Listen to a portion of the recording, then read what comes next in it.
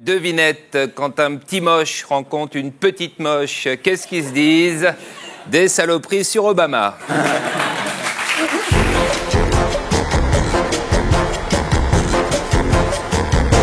À vous Stéphane, pour la semaine de Lyon.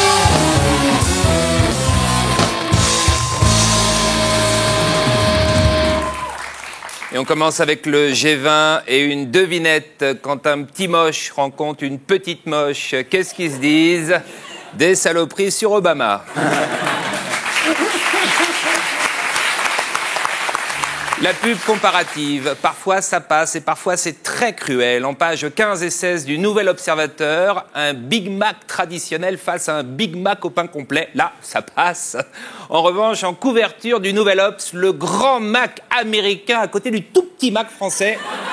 Là, c'est très cruel. Durant le Conseil des ministres, Nadine Morano a porté des lunettes noires. Elle souhaitait masquer un hématome, la conséquence d'une chute alors qu'elle jouait au foot avec sa fille. Martine Aubry, elle, s'était pris un stylo dans l'œil.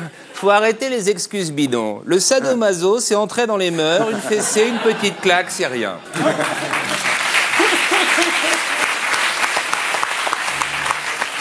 Arnaud Montebourg conseille au PS de ne plus trianguler. Là, en revanche, trianguler, c'est vraiment dégueulasse. Oui. C'est bien ça. Frédéric Lefebvre demande s'il doit embrasser Xavier Bertrand sur la bouche pour prouver à l'opinion qu'ils s'entendent à merveille. Après Roger Carucci, c'est le deuxième coming out à l'UMP en un mois. Ça commence à devenir sympa, l'UMP, tout le monde se détend, se révèle que des copines. C'est vrai. Après avoir raté son zénith, Martine Aubry réalise une mauvaise audience chez Michel Drucker. Du coup, son producteur annule sa date dans la petite salle du point virgule. Même 80 payants, elle ne les fera pas. Non. Martine. Fait divers à plaisir, des enfants âgés de 7 ans ont fait fuir un pédophile. Michael Jackson, qui va bientôt se produire à Paris, devrait plutôt chanter à plaisir, où les enfants savent se défendre.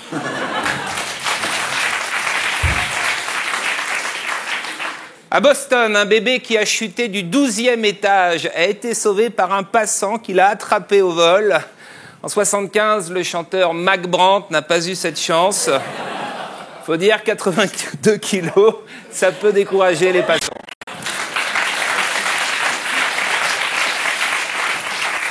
La médecine esthétique, bientôt réglementée. La bouche d'Emmanuel Béard, les oreilles de Danny Boone, le menton des frères Bogdanov, tout ça, c'est bientôt du passé.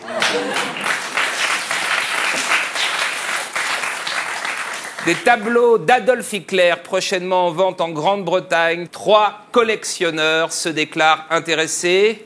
Un borgne, un curé et un ancien humoriste. L'ancien humoriste, plus riche que les deux autres, devrait emporter l'enchère.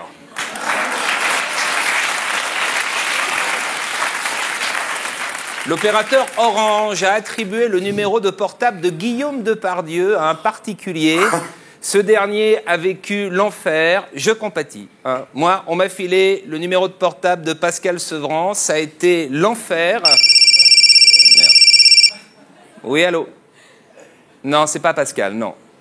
Non. En revanche, il est sur le plateau, je peux vous le passer. Oui, mais je vous le passe. Pascal, c'est pour toi.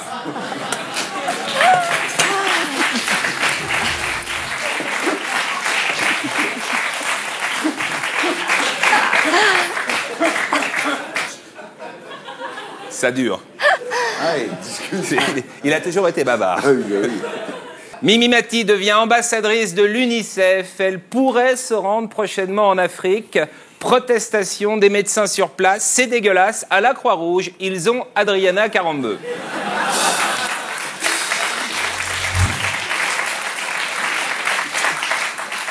Attention, si vous sifflez la Marseillaise, vous risquez dorénavant 1 an de prison ferme. En revanche, si vous sifflez Raymond Domenech, Salut les Terriens vous envoie toujours une boîte de chocolat. Ça, c'est sûr. C'est sûr. Le Vatican adoucit sa position par rapport à la capote. Belle initiative du Saint-Siège qui a envoyé dans les écoles des bustes de Benoît XVI accompagnés de préservatifs. Le but, apprendre aux jeunes à placer un préservatif. Voilà, comme ça.